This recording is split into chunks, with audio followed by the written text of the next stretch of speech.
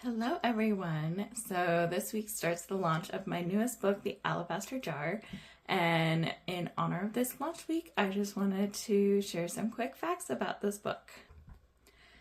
Alright, so when I was getting ready to do this video, I decided to look at my Google Drive documents where I keep all my book stuff, and I was curious about when I actually started this project. So the start date was about March of 2024. So it's been a little over 2 years since I started working on this one.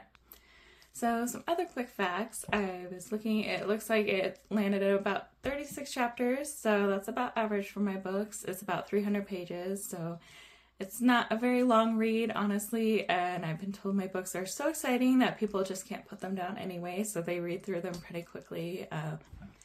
Another fact about these books, when I started writing these books, it was kind of an interesting situation.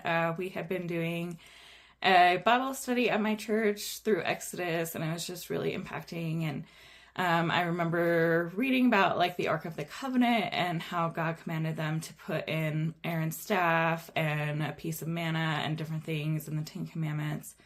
And these were just like kind of visible reminders of what God had done for them and the Israelites when they left Egypt. And so I don't know why my brain, the littlest things trigger it. If you're a writer, you know that.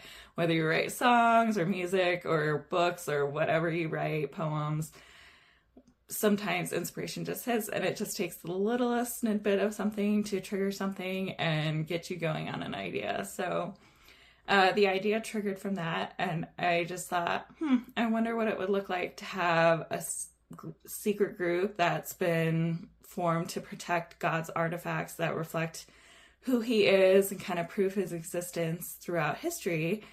And I love things like National Treasure. I love mysteries. And so the whole idea kind of just started to spiral. And funny enough, I was actually finishing up editing my third book in my fairy tale series and getting ready to write the fourth book in that series. And so there was a period of time where I was literally, one weekend I would write in my Heart of God series, and it's completely contemporary, modern day, mystery, adventure, all that stuff.